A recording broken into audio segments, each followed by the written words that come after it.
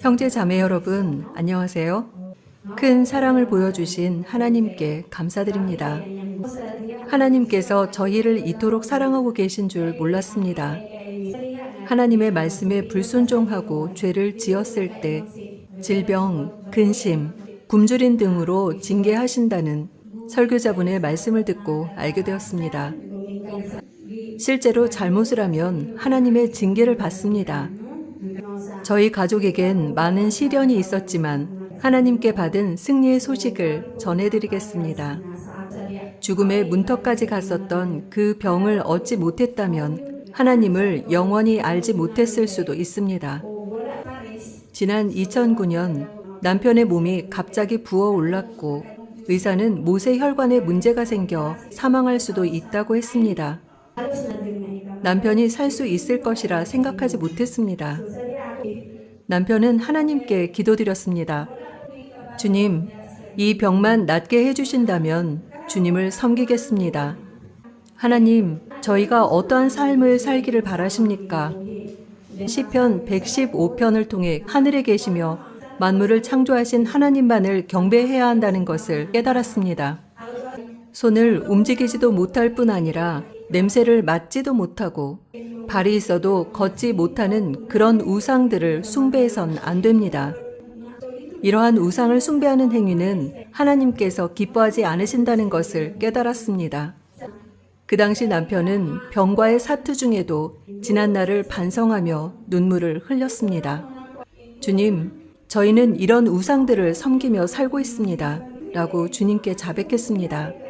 참으로 어려운 가운데 있었지만 도움을 주시고 남편의 병도 고쳐주신 주님께 감사드립니다. 하나님을 아직 알지 못했음에도 불구하고 남편의 생명을 허락해 주신 하나님의 사랑을 느낄 수 있었으며 진심으로 감사했습니다. 그 이후 감사하는 마음으로 주님을 섬기기 시작했지만 마음엔 늘 허전함을 느꼈습니다. 주님과 함께 한다고 생각했지만 주님이 다시 오시는 휴거에 대한 확신이 없었습니다. 마음속엔 많은 근심과 걱정들이 남아 있었으며 제 인생에 대한 확실한 무언가를 찾지 못했습니다. 주님을 믿고 있다고 생각했지만 확실한 말씀이 없었습니다. 집회의 말씀 중에 반복하는 죄 용서에 대한 기도는 아무런 소용이 없다고 하셨던 권 목사님의 말씀이 와 닿았습니다. 사실 기도를 드리면 보통 죄의 용서를 구하는 것이 전부입니다. 끊임없이 죄의 용서를 바라는 그러한 기도가 잘못되었음을 깨달았습니다. 예배당 목사님의 예배하는 모습을 떠올렸을 때 하나님께서 기뻐하시지 않겠구나 라는 생각이 들었습니다. 이사야 59장 1절에 하나님께서 말씀하셨습니다. 여호와의 손이 짧아 구원치 못하심도 아니요 귀가 둔하여 듣지 못하심도 아니라. 하나님의 손이 짧아 구원치 못하는 것이 아니었습니다. 눈이 안 보여 저희를 못 보시는 것도 아니며 귀머거리가 아니심으로 듣지 못하시는 분도 아닙니다.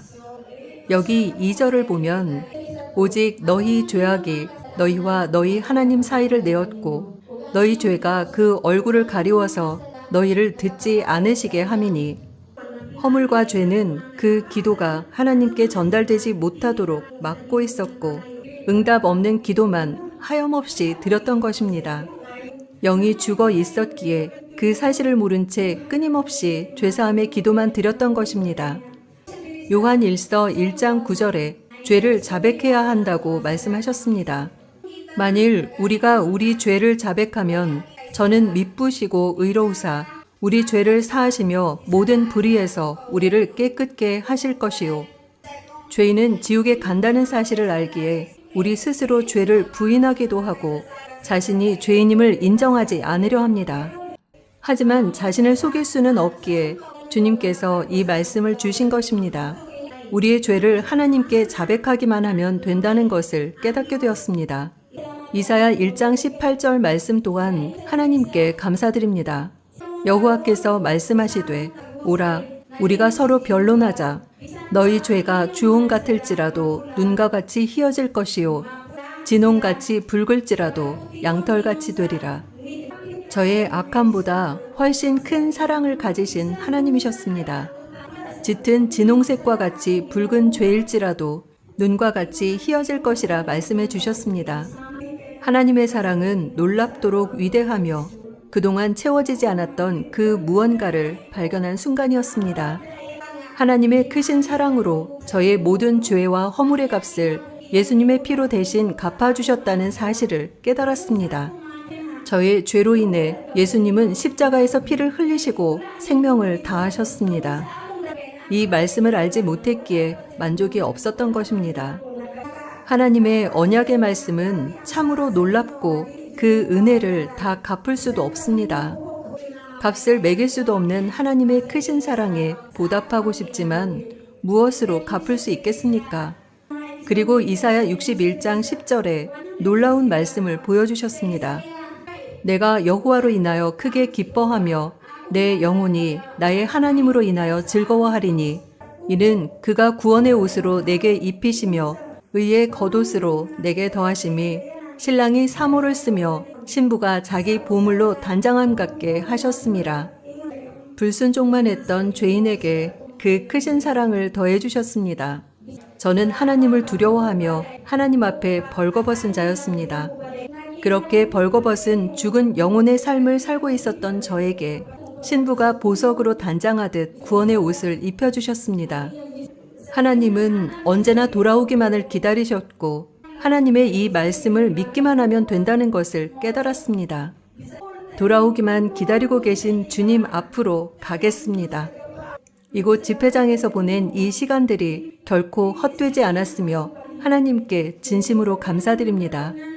제 영혼은 하나님의 말씀으로 충만해졌으며 사랑하는 사람들에게 이 복음을 나누겠습니다. 이곳까지 오는 것이 쉽지 않은 여정이었지만 주님께 감사드립니다. 하나님의 사랑으로 인도하심을 받아 많은 말씀을 배워 알게 됐습니다.